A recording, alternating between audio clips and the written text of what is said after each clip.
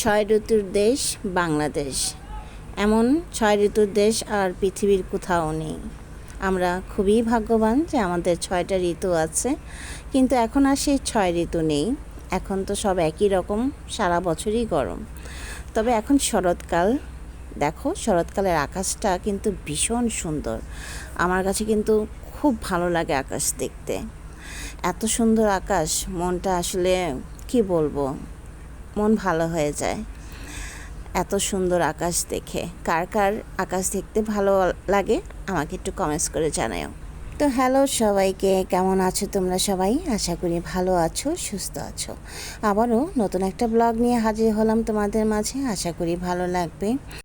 এটা শুক্রবারের ব্লগ। হ্যাঁ, শুক্রবার দিন তো এমনিতেও বাজার করা হয়, তো কিছু সবজি এখানে এনেছে, সেটাই এখন ঢেলে নিচ্ছি আর কি। তো শনিবার দিন জন্মাষ্টমী, সেদিন তো নিরামিষ খেতে হয়, সেজন্যই আর কি আনা। তবে যেটা বলেছি সেটা আনে নেই, মানে উল্টোটা এনেছে, কি আর করব। বলি একটা নিয়ে আসে আর একটা বললে বলে আমি তো খেয়াল করি নাই, মানে কোনো কিছু না খেয়াল করে শুনে না। হ্যাঁ, তারপরে বাজারে গিয়ে ফোন দিল, জিজ্ঞেস করলো হয় যে কি আনবো, সেটাও করে না। কি আর বলবো, কিছু তো বলার নাই। সেজন্য আমার বাজার আমি নিজেই নিয়ে আসি আমার পছন্দ মতো, তোমরা দেখো সব সময়। তো সেদিন আর ভাল লাগতেছিল না, তাই ওনাকে বলেছিলাম আনার জন্য। তো উনি যেটাই এনেছে সেটাই তো রান্না করতে হবে, তাই না? তো আমি সবজিগুলোকে কেটে কুটে রেডি করে রেখেছি, যাতে পরের দিন আমার তেমন একটা কষ্ট না হয় আর কি। কারণ বন্ধের দিন তো বাসায় অনেক ঝামেলা থাকে, একটু দেরিতে ঘুম থেকে ওঠা হয়। আর পুরুষ লোক বাসায় থাকলে না, কাজের ঝামেলা অনেক বেশি থাকে। হ্যাঁ, বাড়তি কোনো কাজ করা যায় না, বিরক্ত লাগে। হ্যাঁ, সেজন্য আগে থেকে আমি সব কিছু আর কি গুছিয়ে রাখছি। তো সবজি কেটে কুটে আমি বক্সে রেখে দিয়েছি। এখন এই যে পেঁপে, আমিও একটা বড় পেঁপে এনেছিলাম সেদিন, রেখে দিয়েছিলাম, মানে মনে ছিল না বলার জন্য, আবার আমার বড় নিয়ে এসেছে। তো কি করব, তো বড় পেঁপেটা দিয়ে আমি এরকম গ্রেটার দিয়ে ঝুরি ঝুরি করে কেটে রেখেছি। হ্যাঁ, যাতে পরের দিন আমি রান্না করতে পারি। এটা দিয়ে একটা রেসিপি তোমাদের সাথে শেয়ার করব কালকে, সেজন্য আর কি। তো অনেক কষ্ট হয়, অনেকক্ষণ যাবৎ এরকম গেটার দিয়ে কুড়াতে হচ্ছে, আমার হাতটাই ব্যথা হয়ে গেছে, কিন্তু কিছু তো করার নাই, করতে তো হবে। তাই অনেকগুলো কিন্তু হয়েছে, দেখো একদম মিহি কুচি হয়ে গেছে, দেখতেও কিন্তু ভীষণ সুন্দর হয়েছে, তাই না? যাই হোক, তো আমার পেঁপে কাটাও হয়ে গেছে, এই তো। তো এখন এগুলাকে ফ্রিজে রেখে দিতে হবে, যাতে আমার পরের দিন আর কি কাজ করাটা অনেক সহজ এবং সুবিধা হয় আর কি। তো কিছু ডিমও এনেছিল, ডিমগুলোকে ধুয়ে পরিষ্কার করে জল ঝরিয়ে নিয়েছি, এখন ফ্রিজে রেখে দেব। আমার বাসায় প্রচুর ডিম লাগে, কারণ আমার ছেলে যেহেতু বাসায় আছে, তো ও ডিম পছন্দ করে, আমার হাজব্যান্ডও ডিম পছন্দ করে। তো আমার বাসায় প্রচুর ডিম লাগে আর কি, আনতে হয়, 15 দিনও যায় না 40টা ডিম। তো এত ডিম খাওয়া পড়ে। যাই হোক, তো আমার সব কাজ গুছানো হয়ে গেছে, তো এখন রান্না করতে চলে আসছি। হ্যাঁ, তো আজকে তেমন কিছু রান্না করব না আসলে। এতদিন তো বিয়ে বাড়ি, বাসায় মেহমান, অনেক খাওয়া দাওয়া হয়েছে, মাংস, এটা সেটা অনেক কিছুই, তো এগুলো আর খেতে ভালো লাগতেছিল না। তাই ভাবলাম আজকে একটু শুটকি ভর্তা করব, সেটা দিয়ে আজকে পেট ভরে ভাত খাবো আর কি। শুটকি তো আসলে সবাই রান্না করতে পারি, শুটকি কেন, সবাই সব কিছু রান্না করতে পারি। তারপর তোমাদের সাথে একটু শেয়ার করা, যেহেতু আমাদের ডেলি ব্লগ।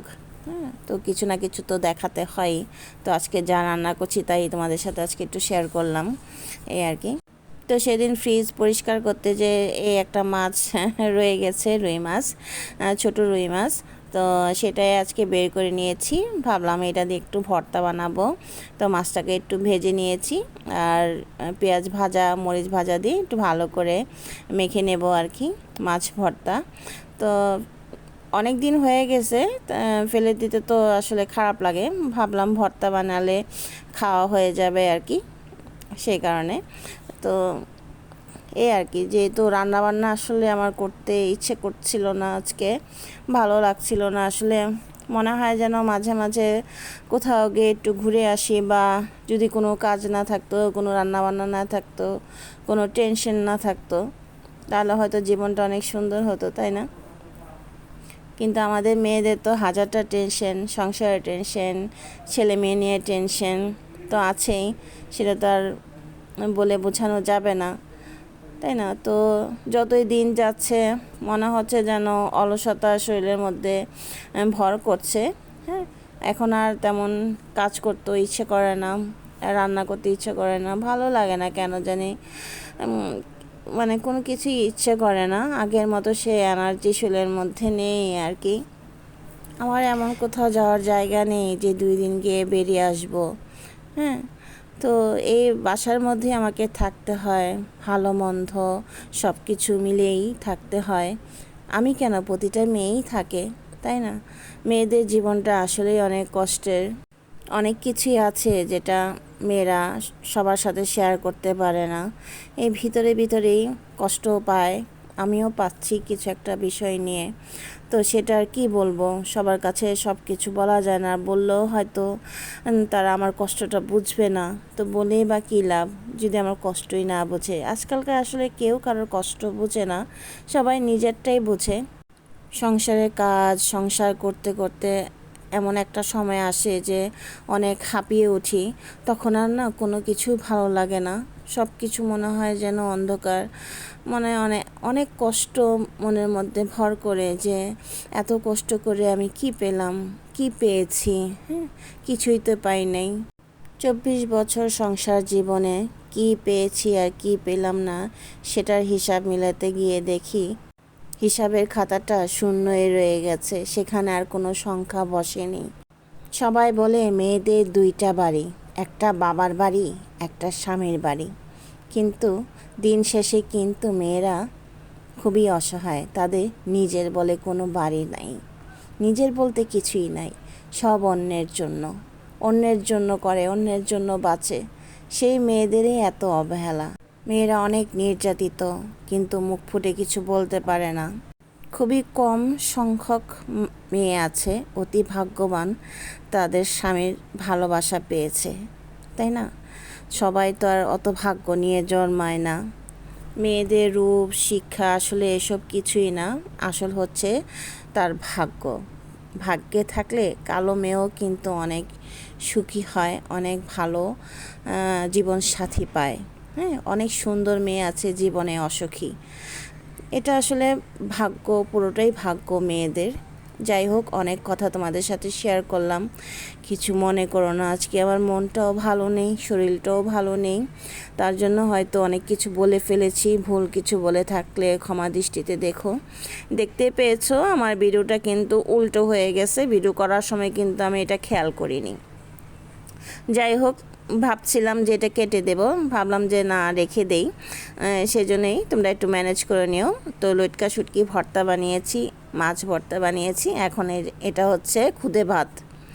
এটা আসলে ওইটা উল্টো হয়ে গেছিলো, তাই ওইটা আর শেয়ার করলাম না। খুদে ভাত তো তোমরা সবাই রান্না করতে পারো, হ্যাঁ, সেটা এই জন্য আর শেয়ার করলাম না। তারপরে একটু বলে দেই, শুকনো লঙ্কা আর পেঁয়াজ দিয়ে, কাঁচামরিচ দিয়ে, ফোড়ন দিয়ে আসলে রান্না করেছি। এই তো আমার মাছ ভর্তা, লটকা শুটকি ভর্তা, আর ওটা হচ্ছে পুঁটি শুটকি ভর্তা বানিয়েছি, ওইটা তোমাদের সাথে শেয়ার করলাম না। এই হচ্ছে আমার বোয়া ভাত। আসলে আমার ভর্তা খুবই পছন্দ, ভর্তা হলে দেখা যায় আমার আর কোনো কিছুই লাগে না। কে কে আমার মতো ভর্তা পছন্দ করো প্লিজ জানাও। তো এই তো আমি এখন আমার খাবার বেড়ে নেব, কারণ ভর্তা দেখে আর লোভ সামলাতে পারছি না, তাড়াতাড়ি খেতে হবে আর কি।